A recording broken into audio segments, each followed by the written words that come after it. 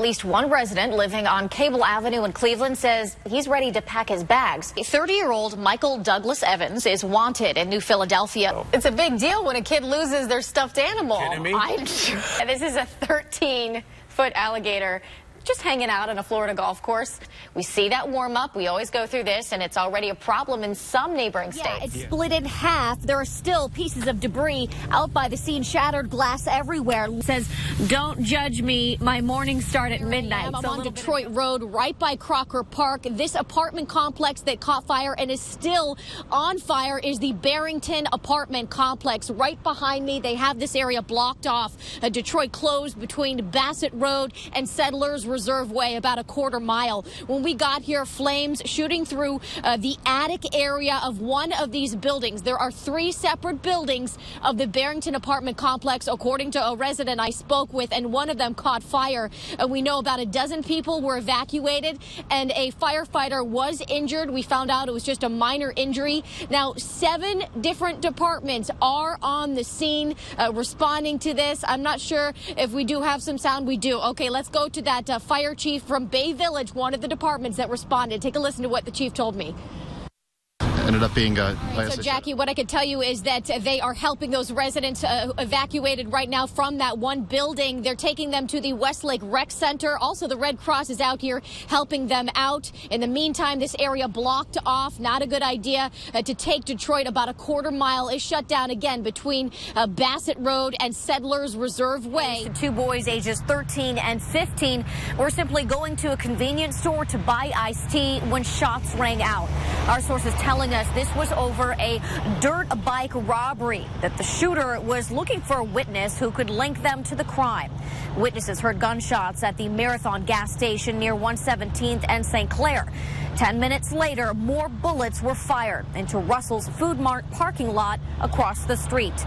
The teens were there to buy iced tea. Both were hit by bullets. A nurse saw it happen and jumped into action.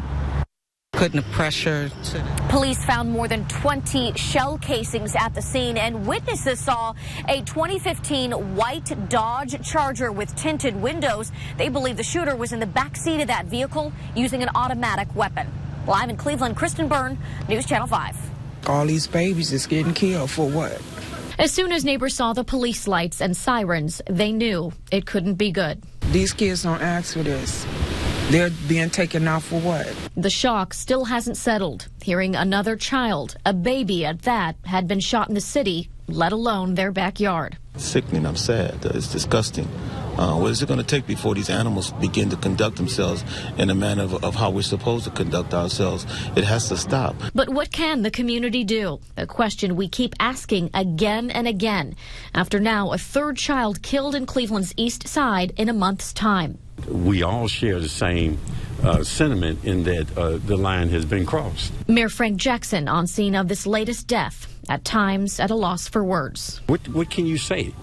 Other than the fact we all feel the same pain. The pain, though, he says, needs to fuel action. He says we desperately need federal help. Locally, we're losing the battle against gun violence. We introduce legislation and council passed some form of that legislation around responsible gun ownership. And we were immediately challenged in court, so we can't even enforce that. Something, though, Jackson knows has to change and has to change soon. Just to save them from these streets that has turned into a war zone. It can be hard for parents to watch at first, their baby submerged in water, gasping for air. But the man holding their head by their side won't let anything bad happen. His name is Adam Hudak, a fireman, but also an instructor with Infant Swimming Resource. There's really not an age that's too early. As any parent knows, kids are pretty resilient, they're smart, and they're fast. And the only real true way to make sure that your baby's safe is to watch them 24/7, and that's just not realistic. We just can't do that. Hudak teaches babies 6 months to kids 6 years old how to save themselves from drowning. The main lesson, learning how to roll on your back and float. This is 10-month-old Lucy showing us her skills. We're moving to a property that had a large pond, and I'm a worrywart, and I want to give my daughter the skills that in case there is an accident, that she's prepared. Lucy has been taking lessons for a few months now. Her mom plans to keep her in the program, even if there are times Lucy doesn't seem too happy, or if there are moments for mom that are too tough to watch.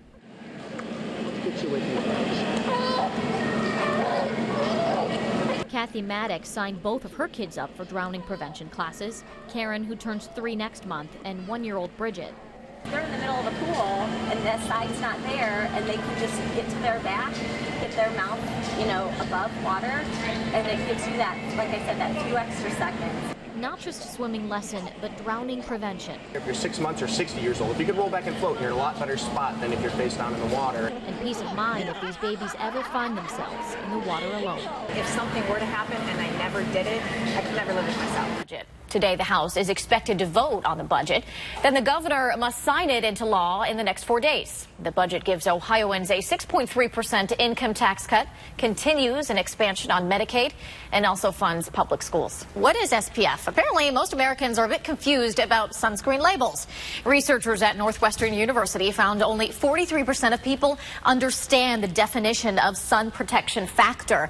Attorney General Mike DeWine rejected that first version of the constitutional amendment filed by Responsible Ohio. So he said it was because of problems with the summary. The proposal does call for adults 21 and over to be able to buy marijuana. Put the hand warmers in the toes. Right on your toes in the boot. I put them in the boots. In the boots. In the boots, and my toes are on fire. For the first time since the Great Recession, women are having more babies.